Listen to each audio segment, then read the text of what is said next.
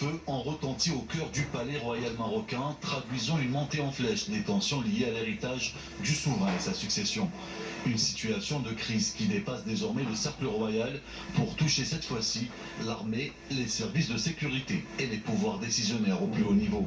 La détérioration de la santé du roi Mohamed VI amplifie cette instabilité, son absence croissante dans les affaires nationales, ses déplacements inhabituels et des déclarations ambiguës du palais ouvrent la voie à des tensions au sein du Makhzen, une institution fondatrice du pouvoir marocain. Je savais que le Makhzen était une bête dans l'âme et que sa vengeance était inévitable. Deux principaux prétendants au trône émergent, son fils Moulay Hassan de 20 ans et le frère de Mohamed VI, le prince Moulay Rachid de 52 ans. Bien que la succession au trône marocain privilège généralement le jeune prince, en parallèle deux figures influentes comme Abdeltaïf Hamouchi et Fouad Ali El Hima jouent un rôle clé de cette lutte.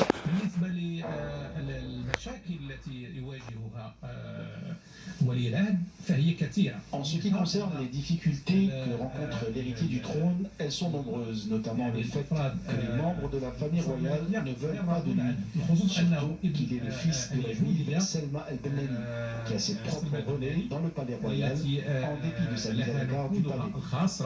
D'autres prétendants au trône sont également présents, comme Hicham El-Alaoui, qui n'est plus soutenu par la France.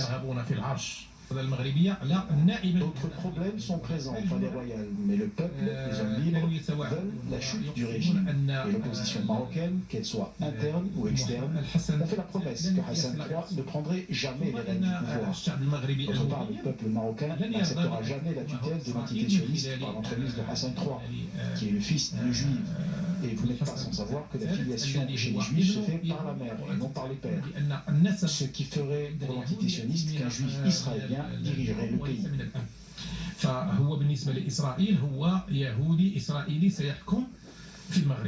Hicham El-Alaoui a été écarté depuis longtemps comme choix alternatif à la succession au trône, et il craigne la révolte du peuple. Comme vous le savez, la France et l'entité sioniste ont placé le roi alaouite au pouvoir. Comme vous le savez, Mohamed VI vit ces derniers jours. Cela a été confirmé par les médecins français et la délégation de journalistes marocains qui s'est déplacée vers l'entité sioniste est partie chercher l'approbation des dirigeants sionistes pour installer Hassan III à la place de Mohamed VI. Nous, en tant qu'opposants, nous souhaitons la chute de ce régime et la fin de l'État alaouite.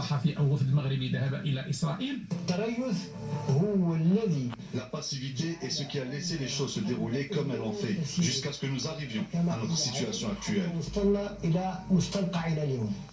Dans un climat d'incertitude, certains responsables contestent avec violence la succession officielle du prince héritier Hassan.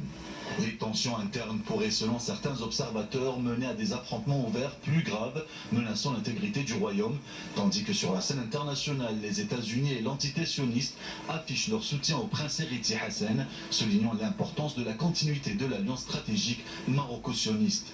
Mais ce soutien ne semble pas apaiser les facteurs internes où des pressions croissantes demandent une révision de la ligne de succession. Pour le peuple marocain, l'unité et la stabilité du Maroc restent primordiales, mais face à cette crise sans précédent, l'avenir de la monarchie demeure incertain. Les Marocains redoutent la transition conflictuelle qui pourrait engendrer des bouleversements à l'échelle nationale et régionale. Pour l'heure, le Maroc traverse une période critique entre lutte de pouvoir et pression internationale au détriment du peuple marocain qui, pour lui, l'avenir du pays reste suspendu et flou, laissant craindre la chute de la monarchie.